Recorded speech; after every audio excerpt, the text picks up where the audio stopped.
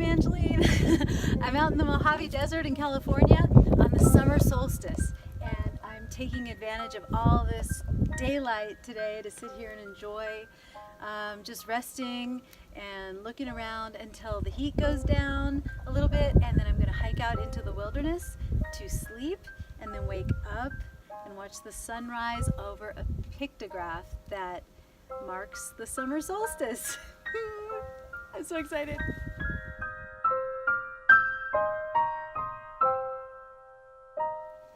Okay, I've not been to this place before. A buddy of mine told me about it, and I intensely love that moment of discovery when I have been hiking around and I've been following the directions and then I see it. So I want to share this moment with you because this is super fun, okay? I see it. It's right over here.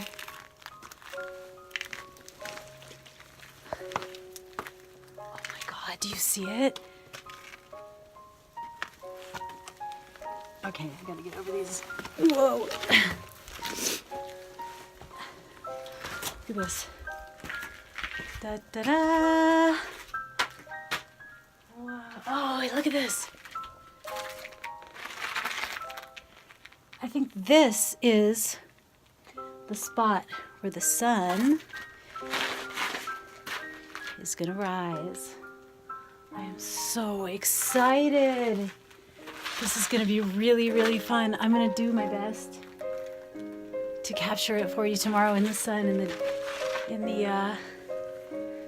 sunrise. Check out this shelter. Oh my God, it's really amazing.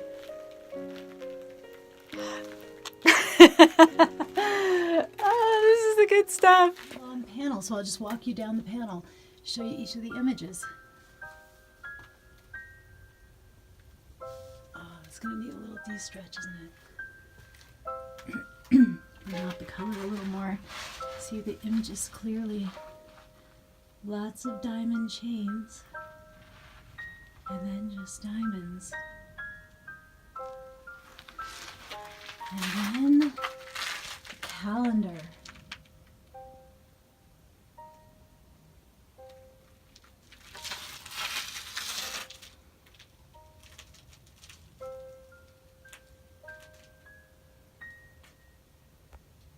Wonderful.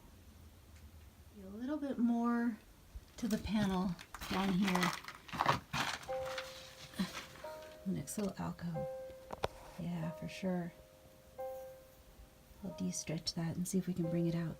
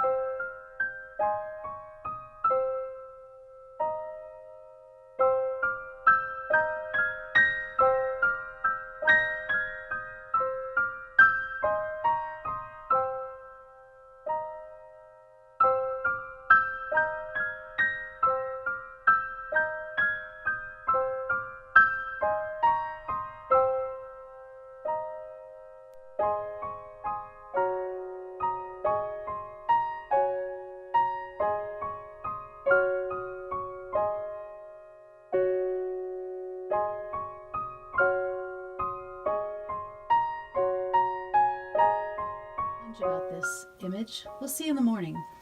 You see how it kind of looks like the landscape. There's a dip. That maybe is the sun, or maybe that's an indicator that that's where the sun comes up, because look what it's looking at. You see what I mean? I wonder if this is a mirror image. Like, there's the dip, that's the line, and then there's a ball right there. You know what I mean? This one is totally playing with my mind. This one I am so curious about. I've got to figure this out. See, there's 16 diamonds, 2 dots, a hole with a dot, with a bar in between, and an arrow. What are we counting here? I love that it follows the crack. That's interesting to me too. that the crack is part of the piece, part of the art. I gotta find out. I need to know what counts off at 16 around something round. You know, what happens after 4 of them? Then it goes an arrow into that thing. I want to know. If you know, you tell me. Otherwise, I'm going to keep trying to figure it out. I'm exploring around on top of this outcropping, and I love how a lot of these rocks, because of the way they're loosed from their larger boulders,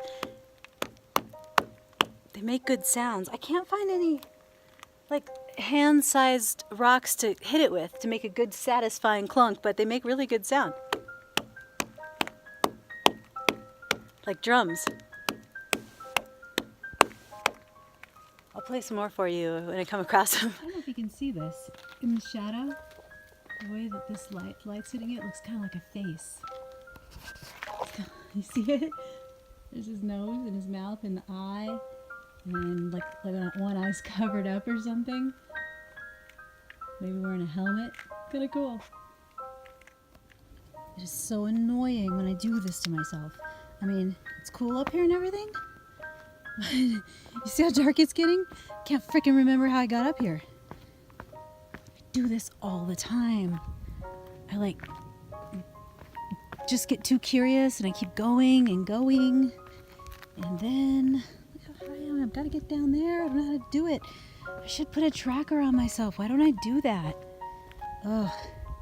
You know, I always tell people though, if you find me dead in the desert, someplace like this, just know I died happy. It doesn't really comfort my mother, but don't worry. Today's not the day I die. I gotta see a solstice sunrise tomorrow. I'm busy. I got stuff to do. I'll figure it out. Probably won't jump, although I have done before. Nope, not today. Not today. See you in the morning. Okay, I made it down. No worse for wear. And check out, I found another one of these bell rocks. Drum rocks. Yes, I'm 2 years old. Isn't that fun? Because I'm 2 years old, this is how I wait for sunrise. Read about pictograph imagery and get eaten alive by ants. Oh my God. Ants and mosquitoes. Mosquitoes in the desert. Yes, mosquitoes. It's morning and I'm sitting here like a kid on Christmas. Bring the sun, bring the sun, bring the sun. I'm sitting here waiting, and you know what's interesting? Is I'm listening. And I can hear a lot of bees. There's a lot of bees here. And there were a lot of mosquitoes last night. I don't know if you can see them on a wash. Down in here. You know, and there's some pine trees. And that means these bugs, bees, and mosquitoes mean there's water. Where's the water? You know, it's all rocks. But there's water. Kind of a lot of it. I mean, obviously we're in a wash, but there's some water hiding in these rocks. Somewhere. It's a little tank. I'm still puzzling over this one. See, now I just found a similarity. First of all, look over here. Okay, see how this has the circle and then the dip with the line? And then next to it is something here. See, I'm thinking, I don't know. I mean, I really don't know, but I'm thinking it has something to do with movement of something that's in the sky, you know, at different times. You know, so that's the orientation during this time. And then this is a different time, or maybe measuring different times, like that's older, newer. This one's kind of definitely on the older side because it's worn away. And then look over here, we've got the same thing, but this time the dip's on this side. Dip, big circle, and then that same line, it's reversed, you know? And those look so much newer.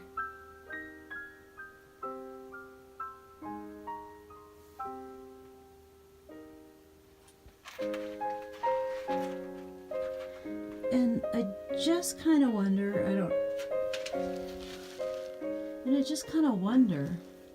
if this crack is the Milky Way.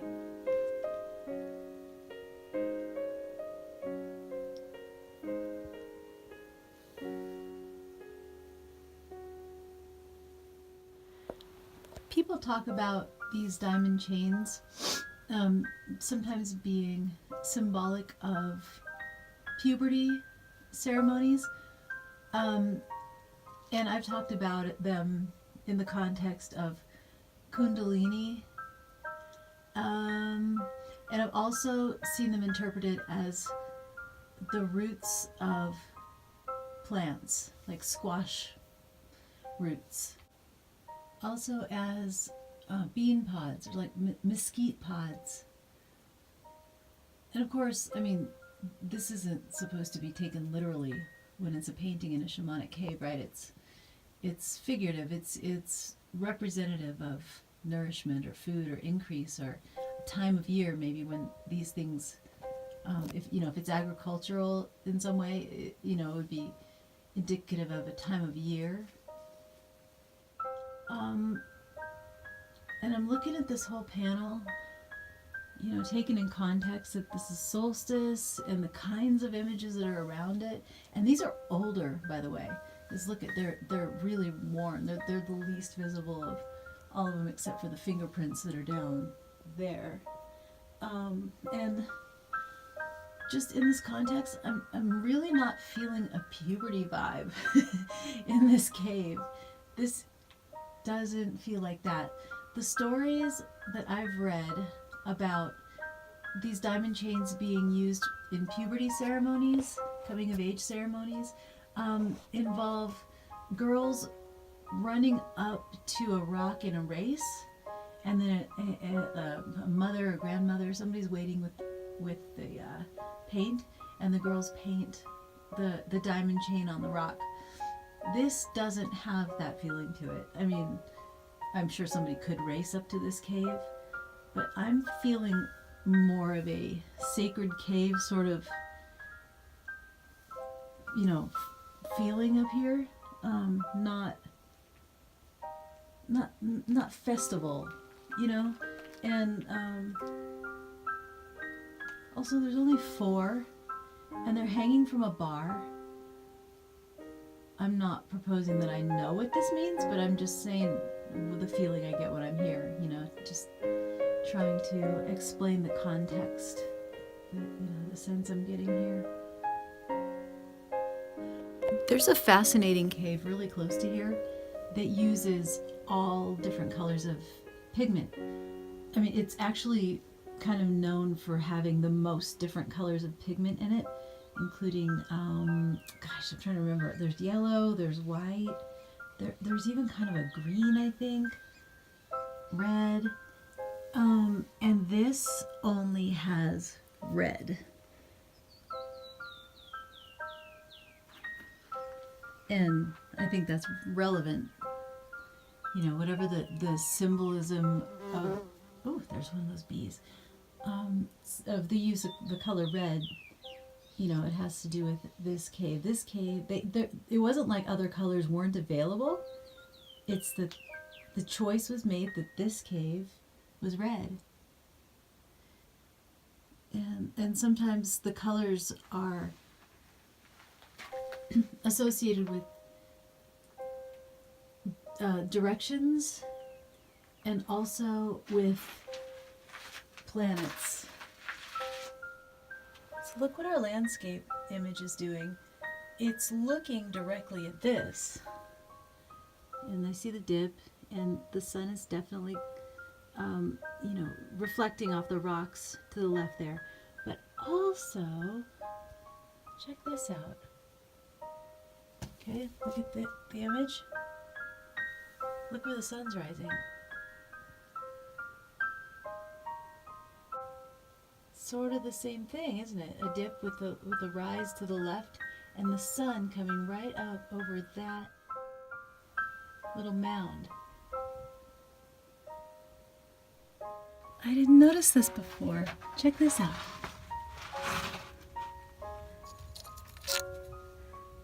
Somebody found some pottery right around here and hid it in this little alcove right here. Little shelf.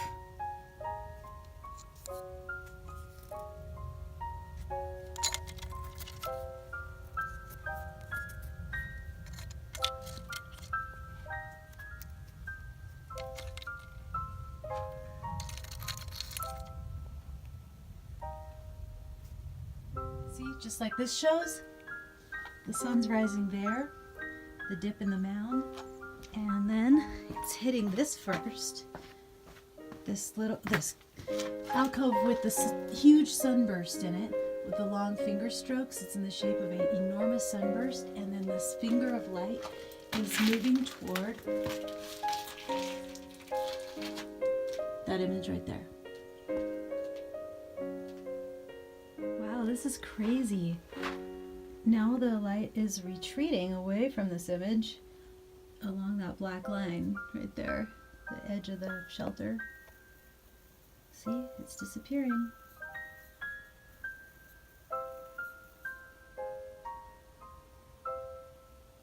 There it goes. Bye, sunbeam.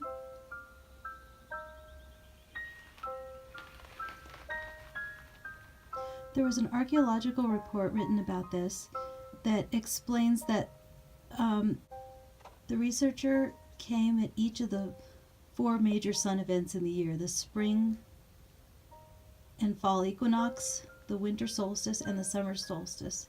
And the only time that the sun entered this cave at all was the summer solstice. And he explained that the light doesn't necessarily have to perfectly interact with the images at the solstice marker. It can, and sometimes does, but the calendar is meant to generally indicate a time of year, not a specific day. And the fact that this sun entered this cave only at this sun event time of year means that this marker did it, this calendar worked. It did what it was supposed to do. And the sun's retreating down, back away from this alcove and out of the sunburst over there, putting the cave back into shadow. So this event peaked at about 6:40. So this is June 22nd, 2018 at 6:40 a.m. A solstice period is about a 2-week period surrounding the date of June 21st. And so I am right in the middle of that period. I don't know if a few days makes a difference, like if you're at the far beginning end of the solstice or the end of the solstice, if the light is very much different.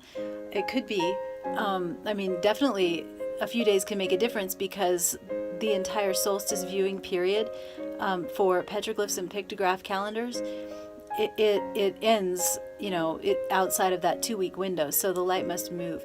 I wonder if earlier or later in the 2 weeks, if this calendar does something different with the light. Unfortunately, I'm not going to be able to stay to find out, for over the next few days, but I do plan on visiting at least 1 or 2 other sites, solstice sites on this trip, so hopefully you'll get to see that. I did want to add that I'm learning, and if you know something about this site that I wasn't able to interpret, the diamonds I'm really curious about, anything, leave it in the comments, or shoot me an email. You can contact me at theancientsouthwest.com, also through the Facebook group called Ancient Southwest. It's an active group. People post their pictures and their videos and their comments and their ideas, and it's a really fun place to discuss this topic. So if you're interested, head over to the Facebook group, Ancient Southwest. Again, the website is theancientsouthwest.com. And if you like this, I hope you did. I had so much fun having this experience and sharing it with you. Give a like and a subscribe and share. And I'll see you really soon. There's a lot of good stuff coming up in this trip, so look forward to some more good videos. Bye. Happy solstice. So it turns out this story has a postscript. Many times when I come out to these shamanic caves and I approach it with an open heart and a real, like, you know, positive intentions, I guess you could say. And I feel peaceful and connected to the place.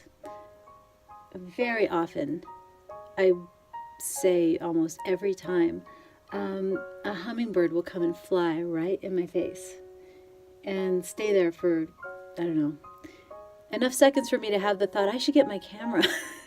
And then, of course, the second I reach for the camera, he disappears. But I take it as a nice little sign. So I'm sitting here, just, you know, enjoying the shade before I hike out. And I got out my flute and I started to play a little bit. And the very first scale that I play on this flute, the hummingbird came and flew right here and watched me play as I could hear the flute sounds echo against the rocks. So, this hummingbird is totally messing with me. It keeps like popping up right over here, and so I kept my camera out, and I'm like, okay, I'm gonna see if I can just like, cause he keeps coming right here. I keep like, every time I go to hit the camera to turn it on, he totally disappears. I'm telling you, he's not real. He's a spirit. We'll get one more try, okay?